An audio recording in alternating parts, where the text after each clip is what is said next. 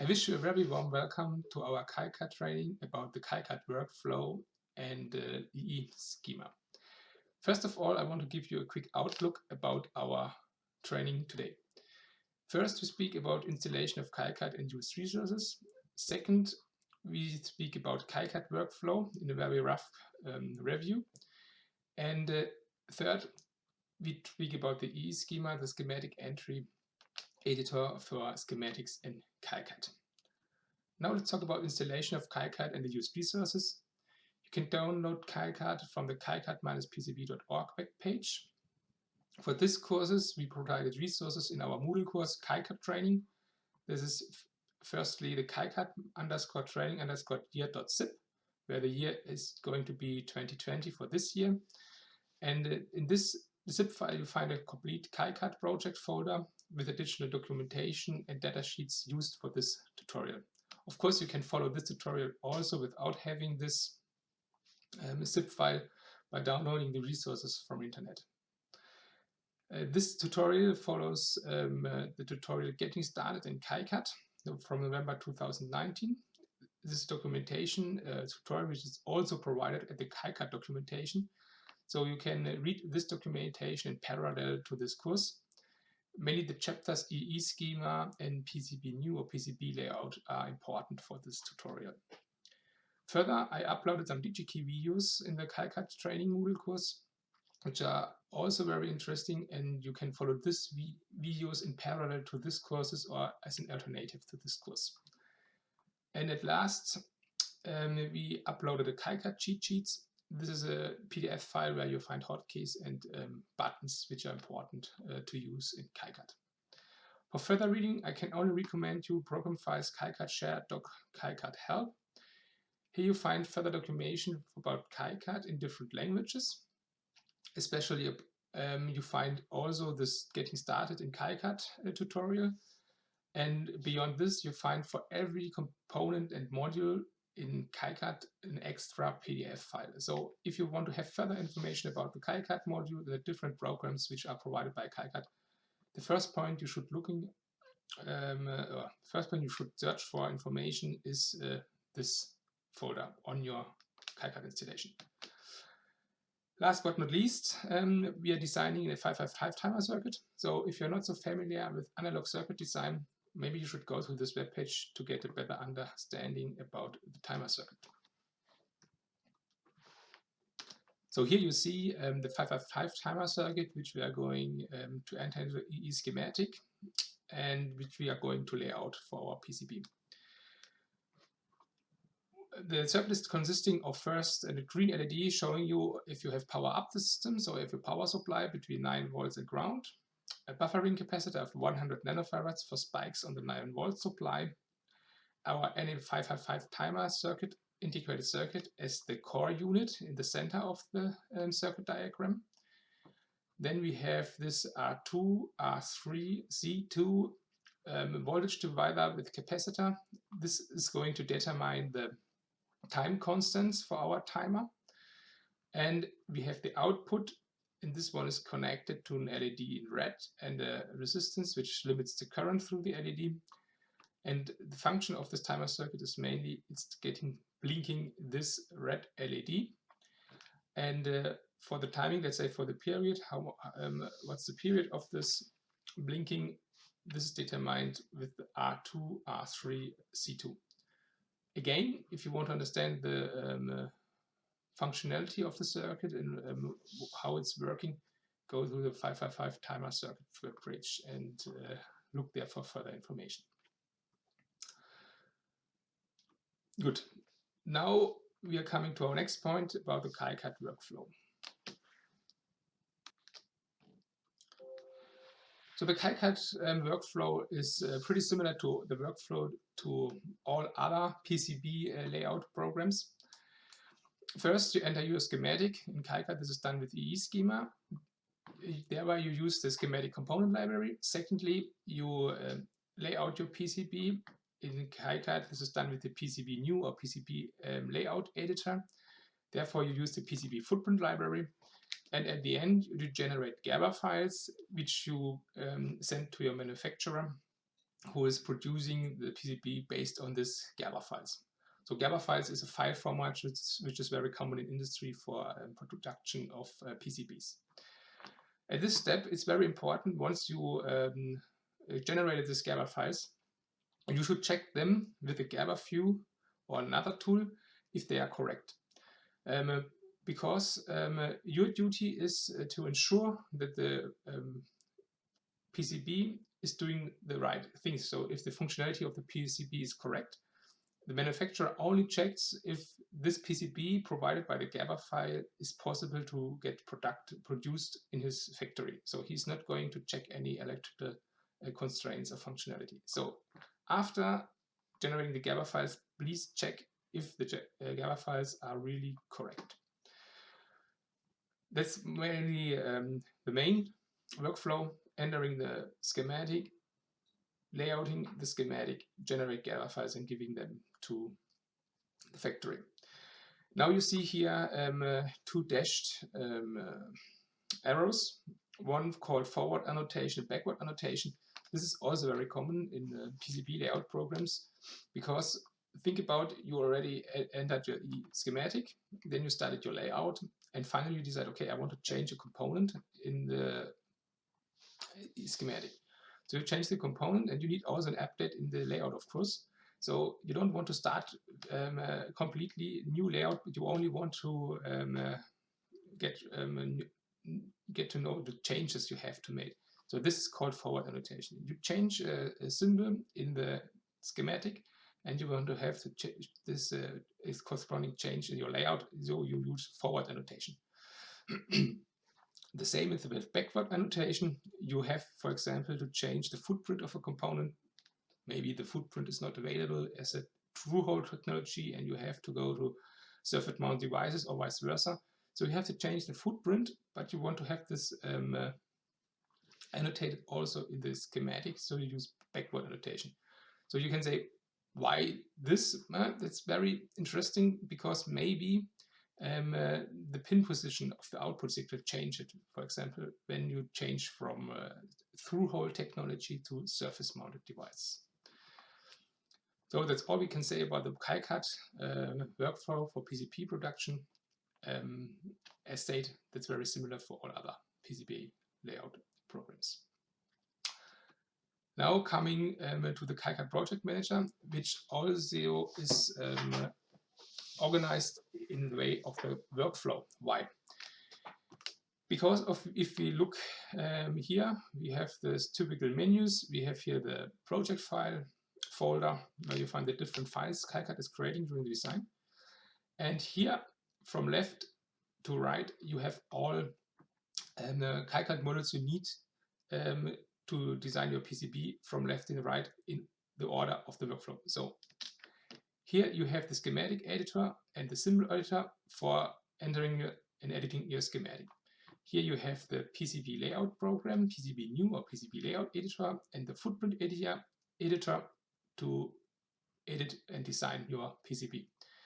Then you have some help programs or auxiliary programs, GABA viewer, bitmap to component editor, a calculator, or a page layout editor.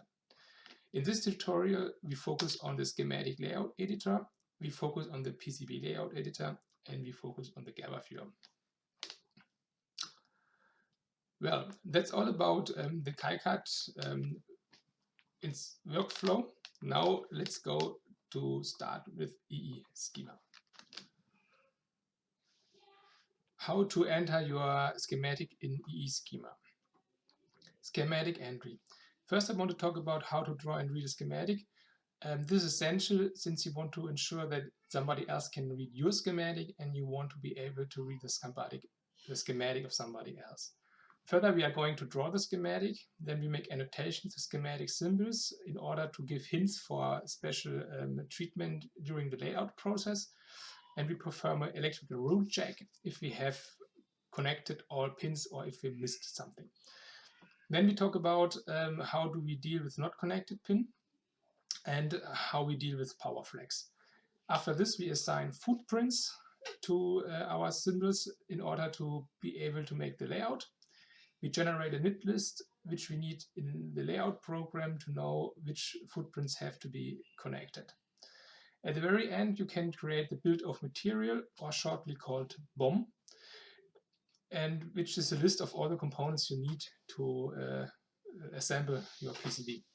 I can only recommend to order the components not in the very first moment when you start the layouting process, since this BOM is going to change dramatically, since you are definitely going to change some components in your schematic entry or in your layout. So the best moment to order the BOM is when you give the GABA files to your manufacturer, because at this moment the layout is definitely fixed, and you have no time advantage if you order the BOM already when starting layouting, because normally you need 1 week for the PCB manufacturer to produce your PCB, or in the best case 1 day. And in both cases you have components vendors which will provide you the components in 1 day or in 1 week.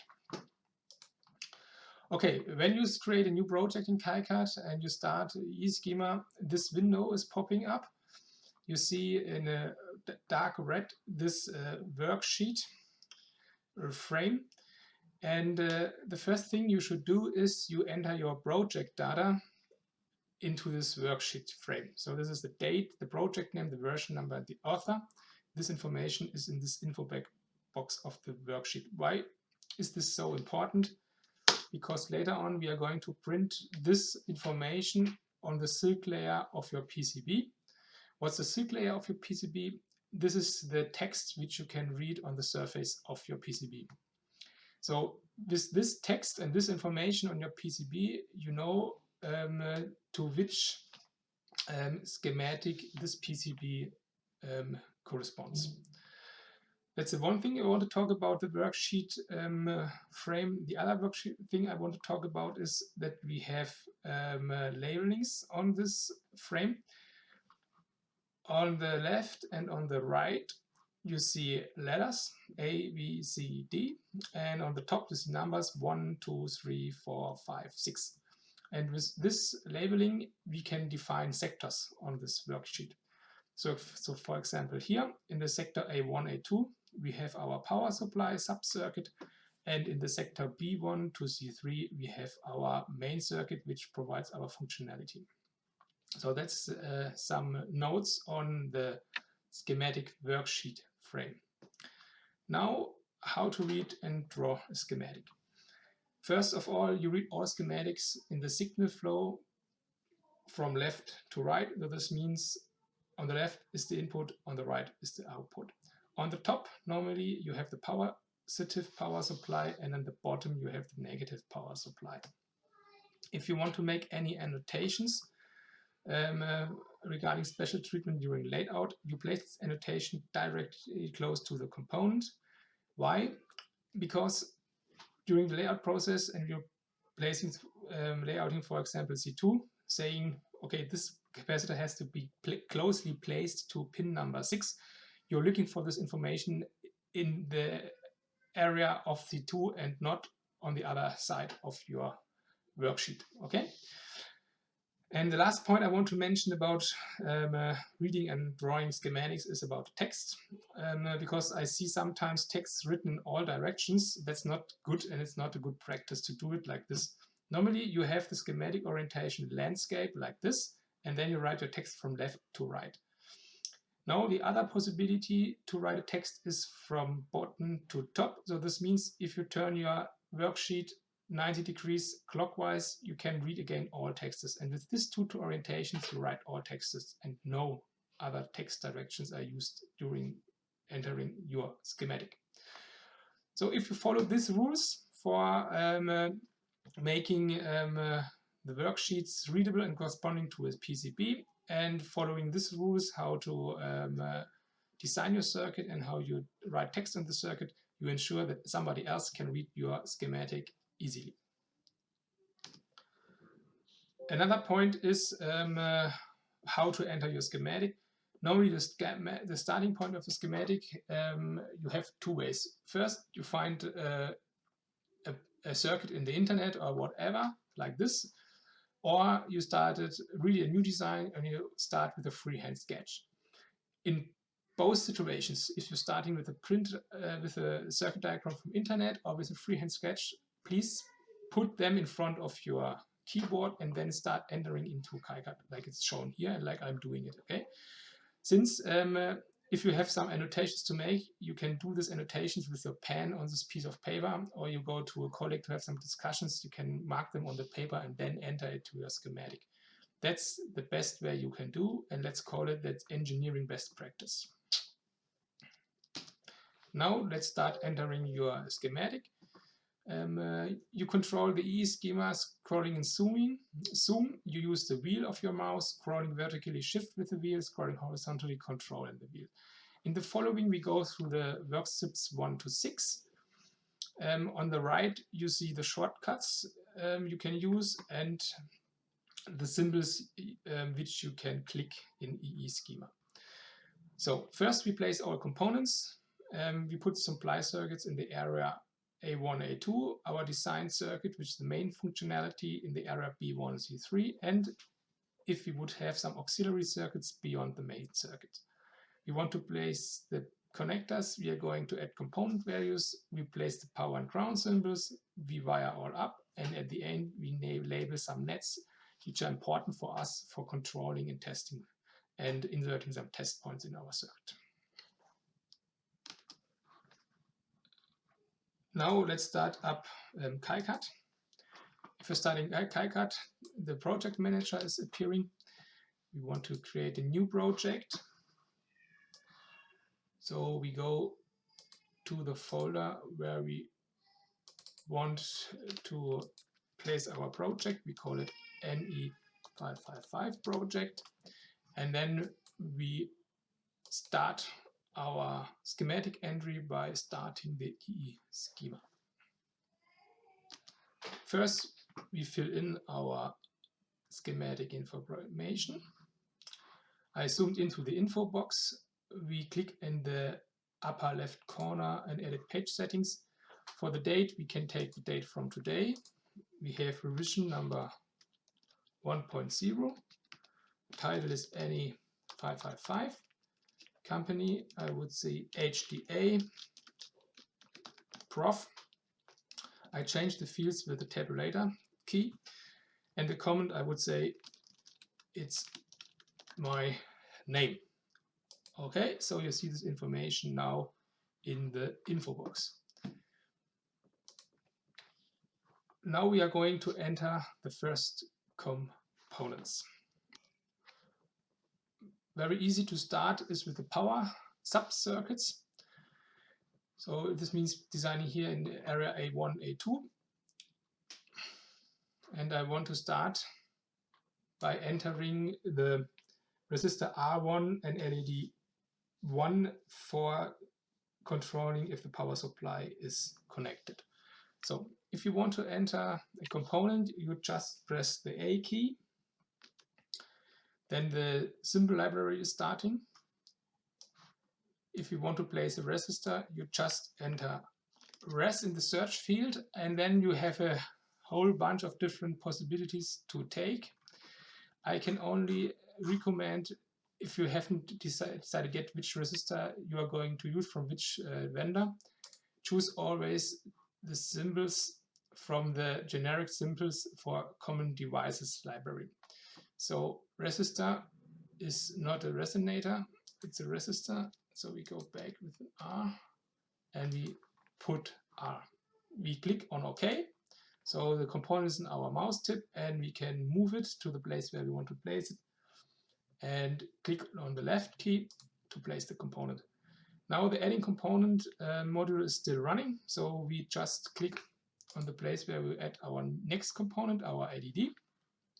Now we enter LED. And again, we use the LED from our generic symbols for common devices library.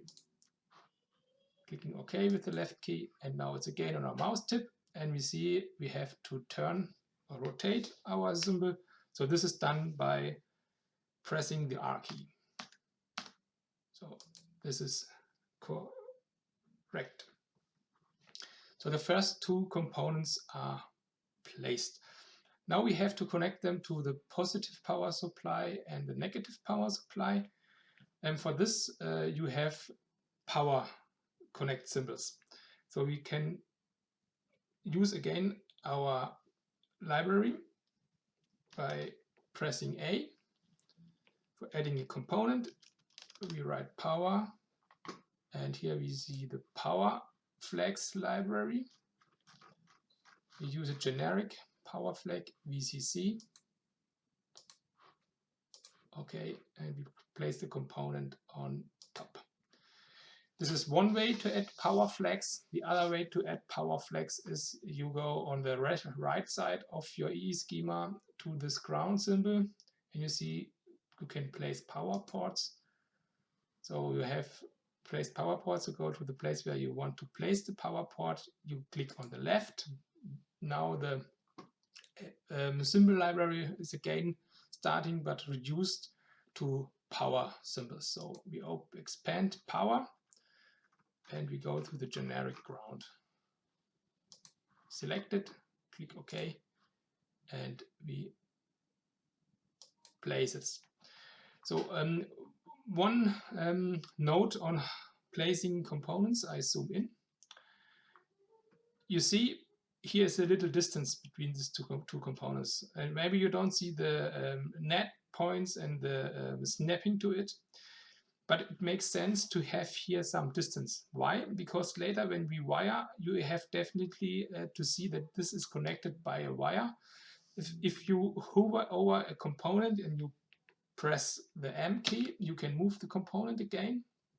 If you now move towards this and you have only one pitch or one dot distance, you hardly see later if these are connected or not. So that's why I recommend to have here between the two connectors at least 2 or 3 pitches or distances for the components. Okay, so that's about placing the components. Very simple components. As a next step, I want to place the main component, which makes sense. I will tell you in a few seconds why. So you press again the A key and we use the filter and we enter any 555. So in this time you see the generic device library doesn't have any suggestion anymore, which makes sense since the any 555 is a very common device, but it's a special device and not a generic one. So you can see you can select already 2 different ones. We take the first one since this is the TI version we want to use. And now it's very interesting. You have here an outlook about the pinning of your symbol. And you see here the any 555 timer. You already get some information with footprints are available. And very interesting, which is good for new designs, you have already a link to the datasheet. So we're going to place these components. We are hitting OK.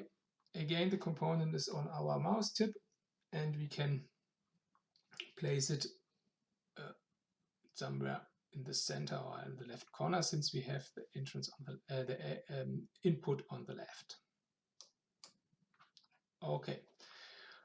One remark on why it makes sense to place the main component in this very first step, because you have to think about how are the components placed around the main component to get the functionality. So this means the schematic which you have in front of your keyboard might look different than the schematic you are entering, because these pins maybe have different positions on the circuit diagram you printed out or you sketched by hand and this symbol. So you have to rearrange maybe some resistors or diodes. Once you have placed all components, you have to enter the component values. For this, you have 2 possibilities. You can hover over the component and press the V key for value. You can enter the value, for example, 15K for 50 kilo ohms.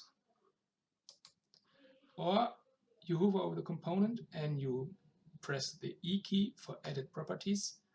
the simple properties menu is appearing, and you can enter for the LED, for example, green.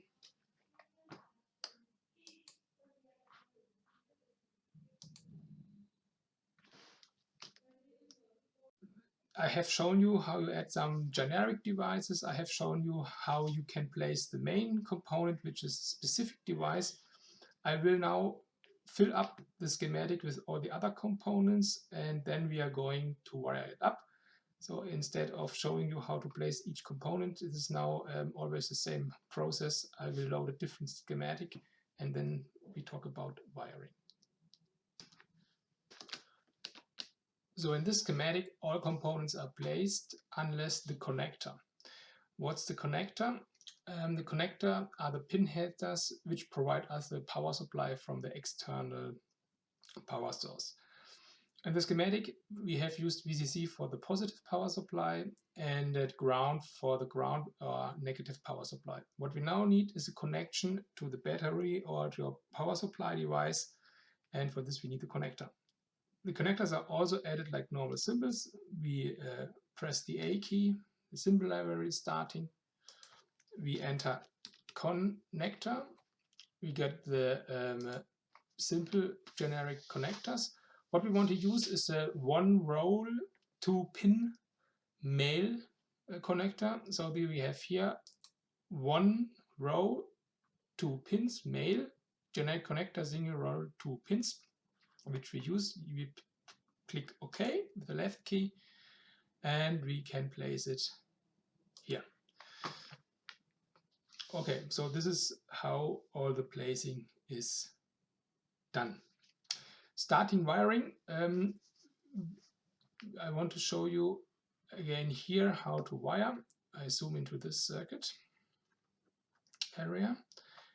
How you can wire. There are 2 different ways to wire. I want to show you wiring by your wiring tool. So that's you press the W key, and then you immediately start to draw your wire. So that's why it's the best if you hover over the starting point, you press the W key, start to wire, and click on the left key of the mouse to find the end point. Then the wiring tool is still selected. So you go to the next point, go over the point where you want to connect, press the left key, starting point, left key end point, left key starting point, left key ending point. And like this, you go through all the schematics, and you are ending up like this. Left click starting point, left click ending point. We zoom out, and like this you continue to connect all your devices in the right way.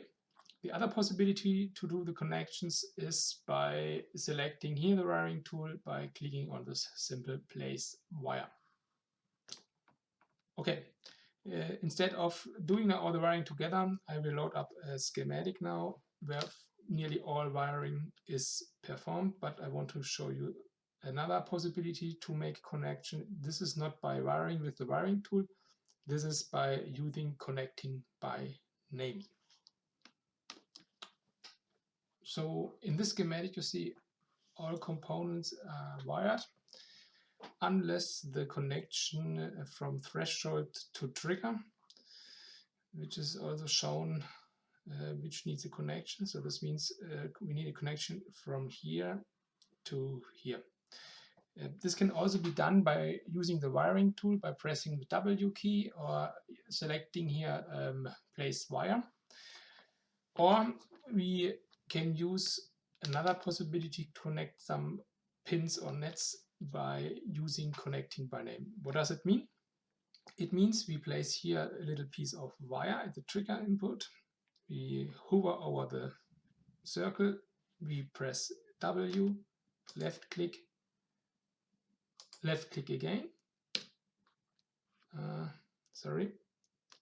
left click, and if you want to end a line without another connection, you have double click. So this line ends in nowhere. Please push escape key to deselect the tool. And now we label this net by pressing the L key. We put the label threshold THRS. Okay, so we have the label on our mouse tip and we say this is the net called threshold. The same we are doing with the threshold output. We push the L key and we use the same name, thresh. Okay, and we put the label here. So now this is these two pins, 6 and 2, or these nets, the green, are connected by name. What does it mean? We don't have a wired connection, but these are connected logically. And if you want to check if this connection exists, you can go on the right of your Eeschema and you can select the highlight net, and you can highlight thresh, and you see these nets are connected. You can do this test with any other nets.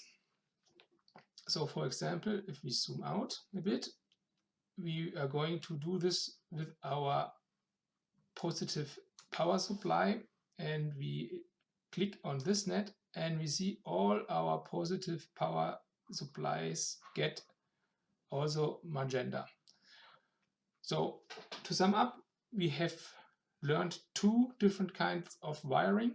First is using a wiring coil, doing a connection by a green wire on the schematic by pressing the W key or by selecting the wire placement tool, or we can make a connection by name. This means we connect, give a label to a net, and we give the same label to another net, and then these are connected. So later in the wiring process, or by the layout, no, better in the layout process, we see that we have to connect these two pieces. This connection by name, for example, we have already used for all positive power supply and ground connections. As I have shown, if you highlight VCC, you see these are all connected, and if you highlight ground, you see also all ground pins are now highlighted because this is one net. Before we continue with the electrical rule check, I want to show you two different possibilities to move components. So if we hover over this resistor, for example, and we want to move it, there are two different possibilities. First possibility is you press the N key for move, and then you move the resistor away by losing the connections to the wires. The other possibility is you hover over the resistor and you press the G key for grab, and then the connections are not lost, you see? So these are the two different possibilities to move components, and make sure if you don't want to lose your connection, you use grab G key instead of M, the move key. The next two steps we have to do are annotating the missing numbers of the part. This means every component, every resistor, every capacitor and so on gets its own identifier. And then we have to perform the electrical rule check. This means we check if we have connected all pins or if there are some unclear signals. Once you perform the electrical rule check by clicking on this bug, the error result message window is popping up, and I want to show you two common errors. The first one is pin connected to other pins but not driven by any pin. What does it mean? This means you have connected a lot of input pins together, but the input pins are not driven by any output pin. Why is this a problem? This means this signal level of this net is unknown or unclear at its best. This might be not correct and wrong. And the other common error is pin not connected. This means this pin is connected to any other pin, or you didn't connect it intentionally.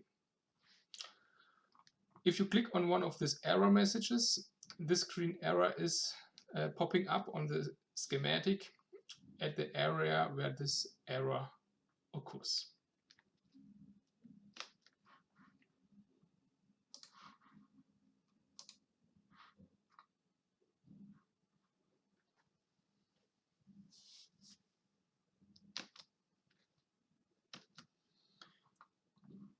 Now I want to zoom in into our schematic to get a better overview and to show you how we perform the annotation and then the electrical rule check.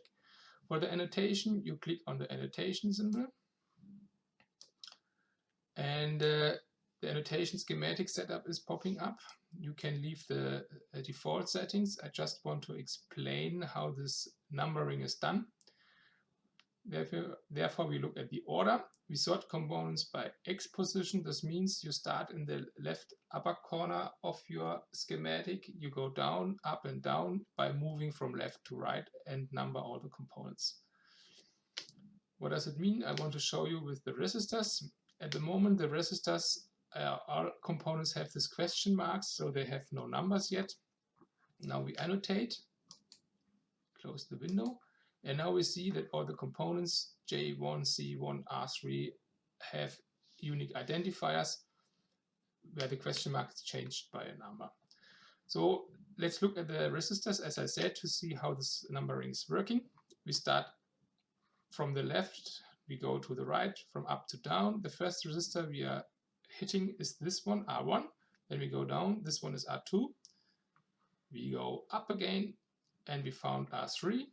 We go down again, up again, down again, and so on, and we found R4. And this continues over the complete schematic.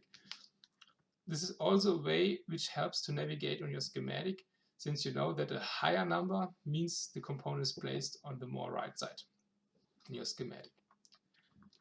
Okay, now we have made the annotations of the numbers to our schematic symbols. Now we perform the electrical rule check. To perform the electrical rule check, as I said, we click on this bug and we already get the error messages. First one is pin not connected. Pin number 5, input of component U1 is unconnected.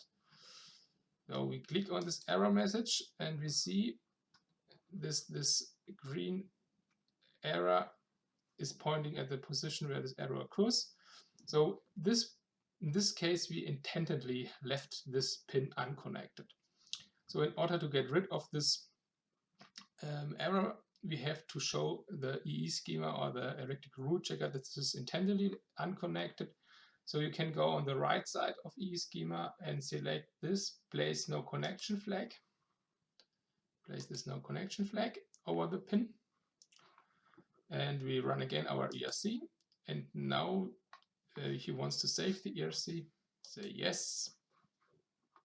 And the editor, the default editor is popping up showing you the error messages. Again, it's the same information than in the window, so we close the editor. And we see now this pin not connected is not shown anymore, since we have marked it or flagged it as not connected. What's left is pin not connected to other pins. Pin 1 power input is not driven. Pin 1 power input. So let's click on this net. Okay, this VCC, and this one is ground. To understand these errors, we make us a better overview of our schematic. If we see now, we have the VCC net, which connects all components by name, the VCC. I can highlight this again, highlighting net, we highlight VCC. So we see all these pins are connected to one net, but this net is driven by any other output pin. It's connected to the connector, and the driving instance is coming from off-board. So that's why we see here this error. So to get rid of this error, we have to mark this net as a power net. For this, we added power flag. To do this, you have again two possibilities. You press the A key for the library, add component. You search for the power library. Here, power symbol, special power flags. That's what we are looking for. We scroll down and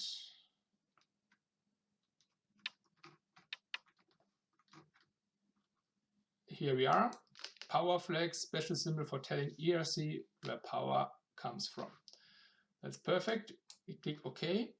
And I recommend to put this power flag at the connector to connect VCC, because that's somehow at the input of the power source and not to connect to any of these VCC pins, which might be correct for the ERC, but which might be confusing for humans reading the schematic. The second one is placed to the ground. We have still selected the adding tool, so we go over the wire, we click on the left mouse button, power flag still selected, click OK and place it here. We unselect the tool with escape, and we are now performing again our ERC. We click on the bug again. These are the error messages from the last run, so we run it again.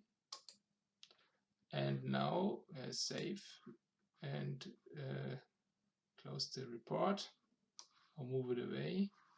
We see the error list is free. If you look in our report, we see ERC error report, encoding, okay, today, sheet, error messages 0, error 0, warnings 0. So that's fine. We can close this report and we can close this window.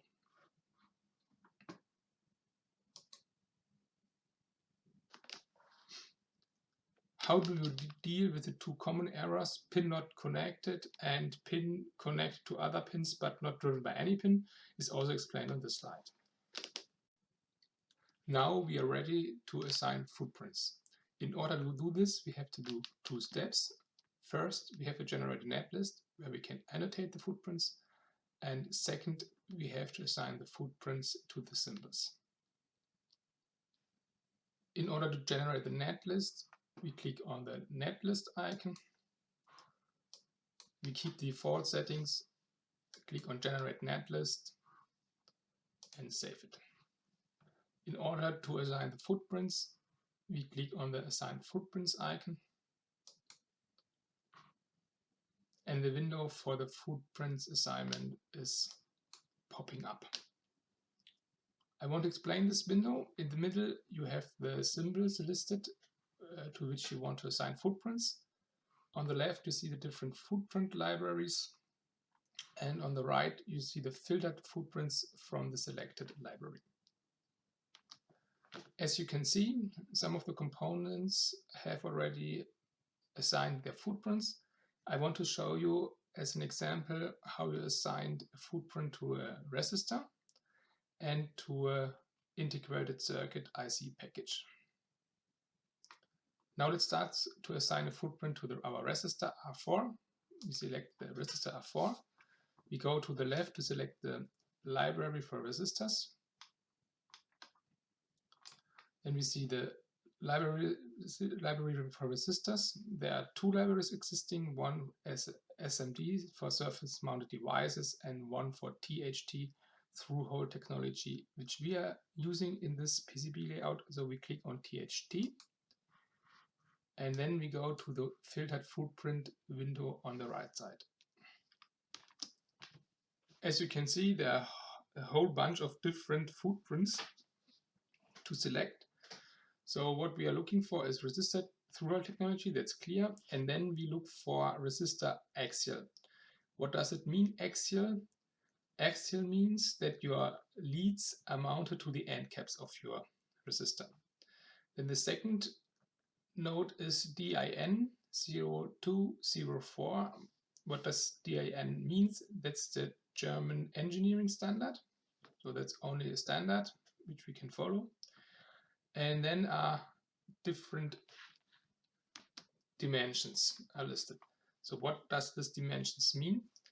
L is the length of the body of your resistor, D is the diameter of the body of resistor, and P means the pitch of the soldering holes. So there's a distance between the soldering holes. And at the end we see the vertical or horizontal node, which means if the resistor is mounted vertically or horizontally on your PCB. So we select, in the first time we select vertical. I want to show you how vertical is looking like. So we take 6.3 meters, diameter 1.6 millimeters, and vertical, so number 15. To select or to choose the assignment, you double click on the left key. The footprint is assigned. Now you can click on the right key of your mouse to view the footprint, which already makes sense, to check if this is correct footprint. And then we can click here on the 3D viewer. It shows you the 3D view. We look on the top of the PCB, and you can turn it to have a side view, and this is what I mean when it's mounted vertically to your PCB and the bottom. So this is very handy if you are new in PCB layouting, to get an impression what you are selecting and how it's looking if you assemble it later on. Now at the end, we don't want to have a vertical mounted resistor, we want to have a horizontal one, so that's why we delete the footprint association. Also again, by clicking on the right mouse key, we go back to our filtered footprints and we select horizontal with a pitch of 7.62 millimeters. That's fine for us, because if you start soldering, it's better to have a little bit more space. So we double click to select the footprint. Now let's assign the footprint to our integrated circuit. So we select the integrated circuit and we go to the packages for them. So you see here package, BEA for ball grid array, DIP for dual inline package, quad flat package, small outline package, and etc. So we check dual inline package. We go to the filtered footprints on the right. We know that we have 8 pins, so we are looking for a dual inline package with 8 pins. So this is starting here from 25 and it's stopping at 37. So you have a whole bunch of different variations of footprints for a dual inline package with 8 pins. So a good point to start is, or a good idea to start is, to select the package with the less annotations as possible. So this means dual inline package 8, and we have here 16 W 7.16 sockets, N7, and if we check, we see that number 30 is the package which has the less annotations possible. So what's left is W 7.62. So this is another dimensions, but we don't know what this dimension means. So you always have further information about the selected footprint in the bottom line of your window here. So if we read now, we have description, 8 lead through her mounted dual inline package, that's fine. Row spacing 7.62 millimeters or 300 mils. So we see that this dimension W is 7.62 millimeters, is the row spacing of our IC. So we don't know if this is the correct row spacing, so we have to check this now with our datasheet. So you open up the datasheet folder or you download the datasheet from internet. Datasheet is popping up. I made it a little bit bigger for you. This is a TI datasheet. As said, the NE505 is a very common device. You will find it also for from other manufacturers, but we take this time from TI. The footprint information is always at the end of your datasheet. So you scroll directly to the end and you go up until the section of footprints are starting. That's here. You see package information, and one second, this was package information. That's not so interesting for us since we don't want to store thousands of them.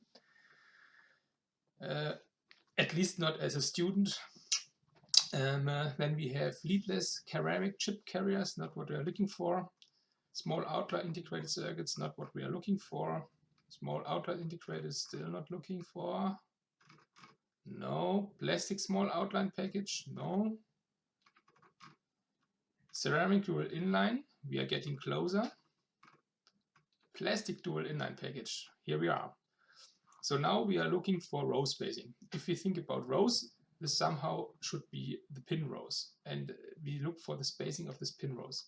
So in this drawing, we look at the dimension of the package, and this is the side view, and that's the front view, and here we see, here we go, we have the spacing of the point where the pins are bent.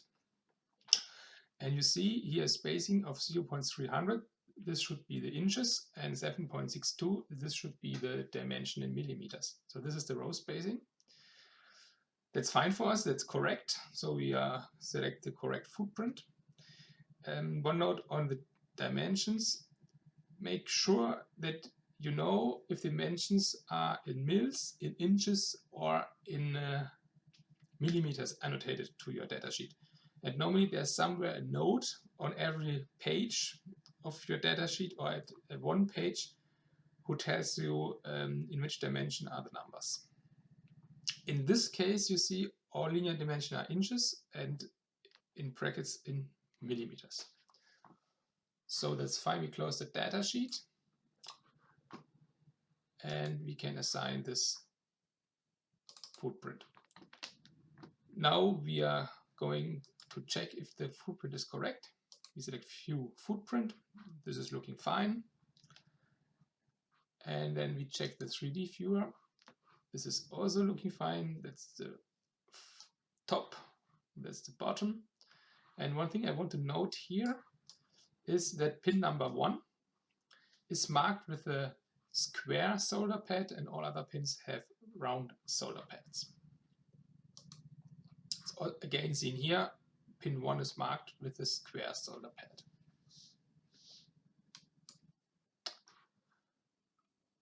Well, we have assigned the package, and I want to give you the advice.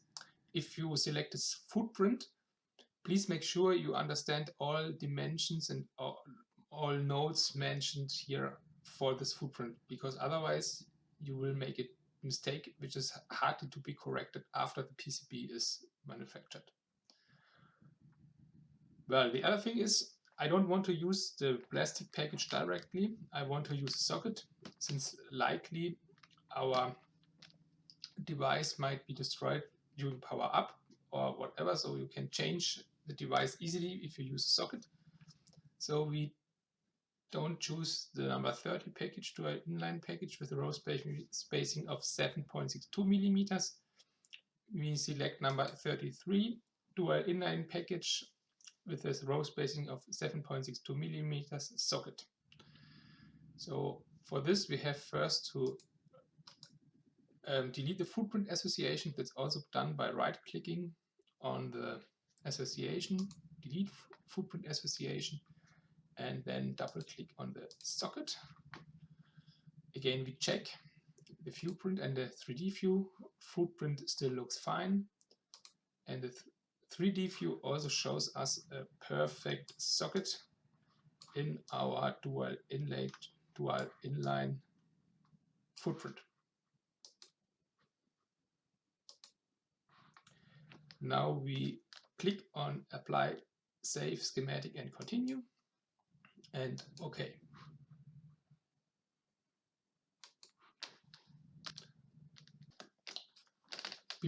Before we can start now the layout of our PCB, we have to generate the netlist again, because in this time the footprint information is also annotated to the netlist. Secondly, we are already at the point where we can generate an initial BOM. To this initial BOM, I have two notes. First, please select for the export. Components are sorted by reference and grouped by values, the same footprint. Why this is important? Because you don't want to have an extra row in the BOM for every 15K resistance. You want to have one row for all 50K resistances telling you 15Ks 3 times, and these are the names. Secondly, make a copy of this initial BOM, rename it of course, and add in this manually all additional parts you need for assembling. For example, screws, wires, pin headers, etc. In our schematic, we are clicking now on Generate Netlist. We leave the default format settings and generate the netlist. We save the netlist, and I want to show you now the netlist, so I open up the correct working directory. And here you see the netlist. For example, we look at our resistor R1. Resistor R1, it's assigned 50 kilo ohms, and this footprint, how it should be. For the next step, we generate our bill of material. So we click on Generate Bill of Materials. The setup window is popping up, and the right option is already selected. Components are sorted by reference and grouped by value with the same footprint. We generate, and we see it's successfully generated, so we close this window. I also want to show you this netlist, so we go back to our working directory. And unfortunately, Eeschema or the export tool doesn't provide the correct ending of the file, so it's only file or Datei. Rename it .csv. I have already touched the file, so we got the number 3, that's fine, 2 for us. And we open it with an editor again, just to have a quick view inside. And we see the effect we wanted to have. We have one row for the 50K resistor, which occurs 3 times in the schematic with the labeling R1, R2, R3.